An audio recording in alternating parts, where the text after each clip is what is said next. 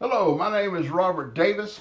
I'm a member here on many of the Diecast car Facebook pages. I have my own Facebook page, which is Diecast Treasure Shop, and I have a store on eBay. So the thing I'm here for today is because I've had so many people talk about how cars come in damaged. They're not packaged correctly, they're not shipped correctly. And so I want to give everybody an idea of how I ship things. And this is the way I think that they need to be shipped. It also is a good testimony of the reason why I charge the fees that I do. Because all this stuff, the boxes, the bubble wrap, the film, the paper towels, the tape, all that stuff is not given to me. I have to buy all that. And so somebody has to pay for it. The first thing I'm going to start off with, I'm getting ready to ship something. I already have 2 boxes over here that I've already shipped up today, but I thought, once we're getting into this, why not show everybody how I do this? Right here is a 1969 Erdl American Muscle Roadrunner, which I just sold on eBay. And so I thought I'd show you how I ship this, okay? How I wrap this up. And it looks like I'm gonna have to move things just a little bit because my camera is not exactly right. So I'd rather you see the thing in front of you than me. So here I have this car. The first thing I do, oh, by the way, first of all, I'm gonna figure out what size box I'm gonna use. I have many size boxes to start with, to choose from. I have this one, which is an eBay box. It's a 12 by 6 by 6. I can ship loose 124 scale cars in there. I have, which will, yeah, no, not that one. I have a 14 by 7 by 7, which I can ship loose. 1/18 scale. I can also ship 95% of the 1/18 scale die-cast cars in their original boxes with minimal packaging. Some boxes that I have, like Baragos, are too wide for that box. Some of the Sunstar, some of the Wellies are too long. So I also carry a 16 by 8 by 8 box. And if I'm going to ship more than one, I have a big box, which is a 16 by 12 by 6. So today we're going to be using the 14 by 7. The first way, I'm going to try to rush through this because I got a lot of other things to do today. I want to tell you how I do this. And the reason why I won't do this is because I want you to see how you could ship a car and it not be damaged. The first thing I do, and I do things a lot different from everybody else. The first thing I do is I roll out paper towels, and it takes 4 to 5 of these, depending on the car. And I will take this, I will wrap them up like this, and I will take a piece of tape, take that there. I'll fold, and I tape this here. I hope that you can see this. And then I'll turn it around. Basically, if you can't see, what I'm doing is I am wrapping the car in paper towel. Now you ask, why are you doing that? The reason for that is because I don't want the paint to get scratched or damaged, because I'm getting ready to wrap this in cellophane. This is a cellophane roller. I take this and I wrap this car in cellophane, just like this. Then I come back around this way and back over. All right. Now the reason for the paper towels is because the plastic, the cello will damage the paint on the car. It'll put marks on it. So the paper towel is so that I can put the plastic on it. Well, you ask, what is the plastic for? Have you ever gotten a car in a box that the postman or the UPS man or the whoever man left out in the rain? Well, if the box gets wet, the car will not. And I'm doing this on my telephone, and I just got a phone call. This cellophane, this cello, will keep the car from getting wet. The next thing I do is I get my bubble wrap. This is not small bubble wrap. You have two different kinds of bubble wrap. There's the small, little teeny weeny bubbles, 3/8 bubbles. And then you have this type of bubble wrap, which is what I use. Now, don't get me wrong, I do use that for things, but I'm not going to be using it right now. I take and I wrap it twice, okay? And then I cut this and then I tape this. I use masking tape for this, not packing tape, because packing tape is very hard to get off of this stuff. And what they'll end up doing is they'll use a knife to get the tape off, and they'll end up cutting the car. Now in this situation, if you can see, there's not quite enough there to give support to the end of this car. So I'm going to put another piece, here, and go back over this end. You see it? Right there.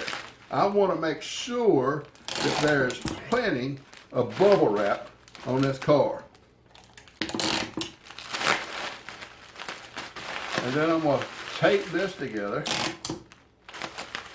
so it won't be loose, flopping around. I just can't handle that kind of stuff. Now, we have the car in a bubble, and that's what I want. I can do that, and it will not damage the car. So if I can do that in the car, on the table, I know that it won't get hurt in the box itself. So I'm not just going to slam that in the box.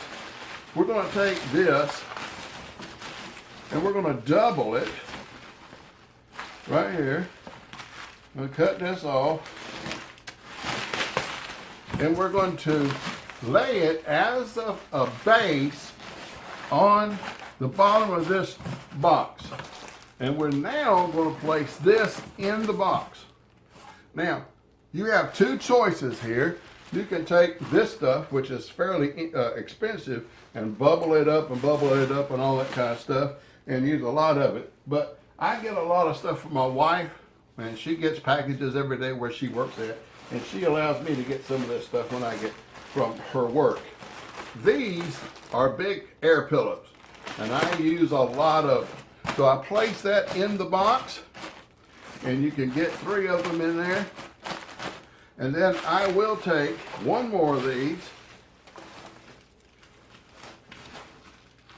and I'll put another one of these on the top and tuck her in. And then I fold it over, and then I tape it up. This goes here, and then I can fold this over, push her down, and push in, and do this, and that. No, I've done this. I can do this in my sleep, I think. And then I am not satisfied with that. I am also going to take here and here and here, and one more, and one more. Now, what I do then, I do not do that here. I'm doing it here so that you can see it. You can't see it in my office because it's too small room. I have a set of scales.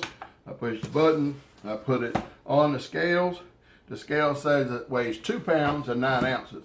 At this point, since I'm on eBay, I type it in, 2 pounds, 9 ounces at a 14 by 7 by 7 box. It gives me the price of what I'm going to pay to ship it, which I do get a discount from eBay. And then I print out a label like these, okay? And which is a peel and stick. I peel it down. It says on there, eBay tells us not to put tape over the address and over the barcode. And the reason for that is because sometimes the barcode can't read, the reader can't read the barcode because the tape's over it.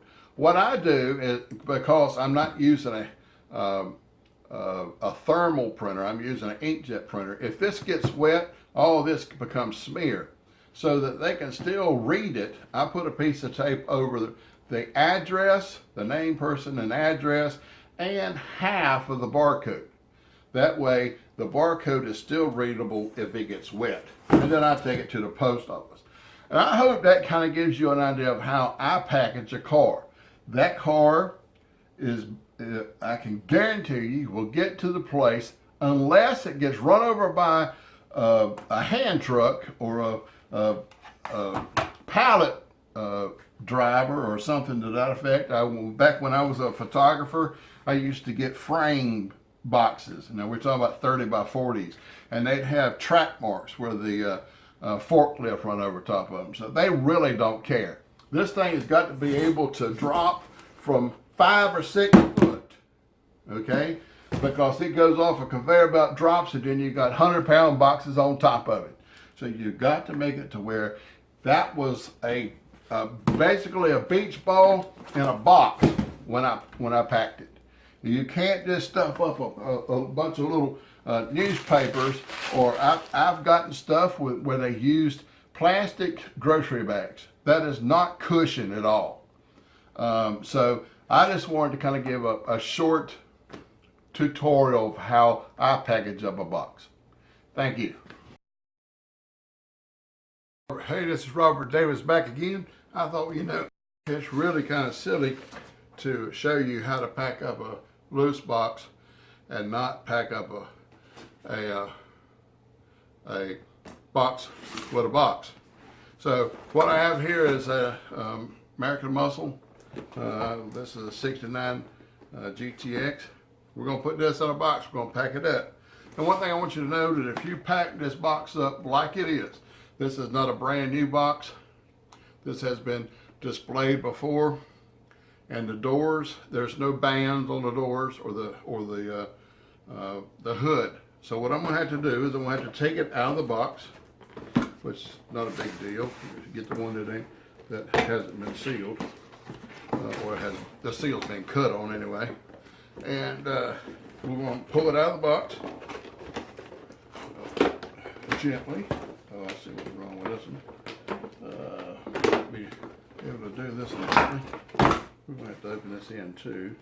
The plastic has been cut and bent, and it's keeping it from sliding out. So what we're going to do, we're going to this way fix this plastic right here. Go ahead and pull this out. Now the reason why I'm pulling this out is because I've got to, even though this thing looks brand new, there is no bands on it. So what I've got to do, if I put this in a box like it is, this door right here is going to open and close all the way to your house. So I've tried many things. I've tried Band-Aids. I've tried all kinds of things, but this works the best. I got these labels. You can buy them at Walmart. They're Avery's. They're called little dots, little white dots, and they are removable. Make sure that you get the removable ones. And I take them and I put it on the door just like this. And then I take and put it that way. I usually turn up one corner so that it'd be easy for the customer to take it off, but it's still easy. If I did it the other way, it would just keep them from having to worry about scratching it with their fingernails. And then I'll take one and put it on this side of the door, so that door don't, so this door don't open. We stick that there. And then on this one, we do the hood. I have to put it on the black part. So, and then turn that one side so it's easier to take out.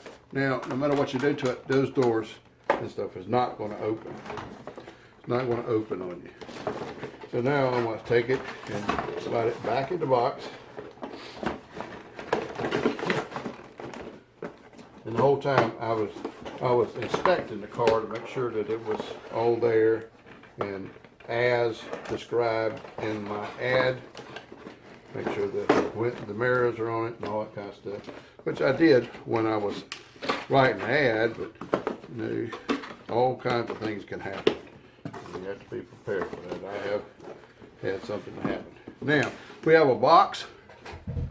Now, just like we did the empty box, the individual car, we're going to wrap this one with cellophane also.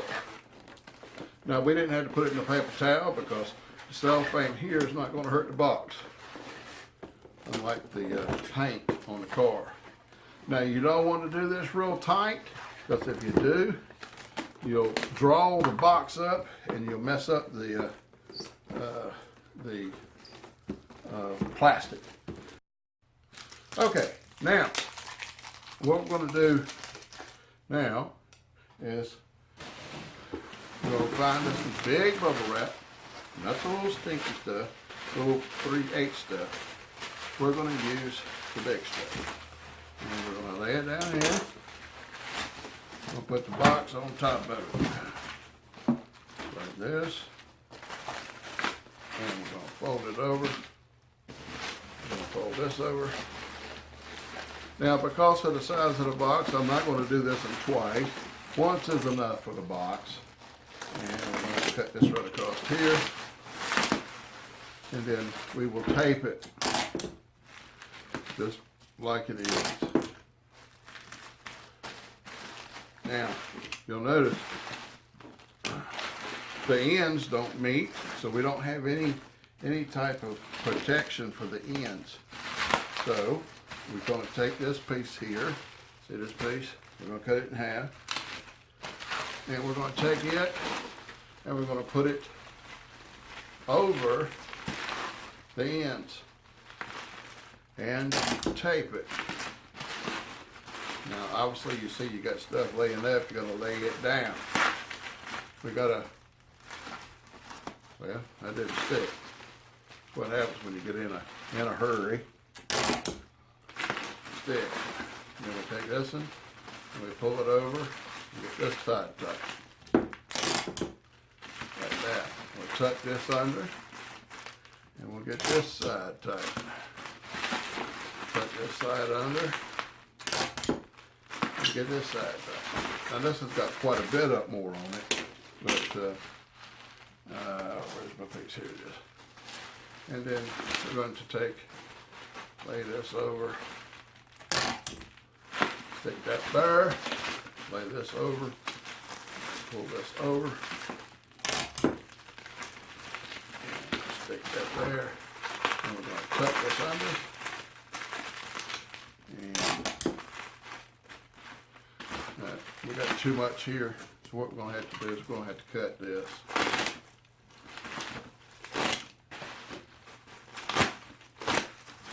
Don't worry, we're going to have plenty of padding,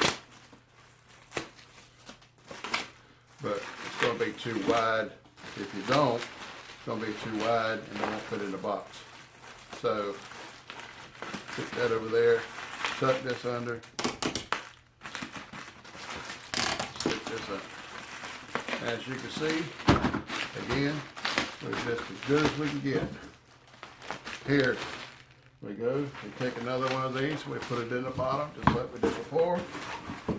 Have another load of protection. We take this, we set it on its side. That's going to go in there. Set it on its side. And we slide it into the box. And this is a tight fit on the ends. Like that. As you can see, that fits that box well. Then all we have to do is push it down, close her up, and then we tape. That's something. And you have another box ready to ship. Thank you.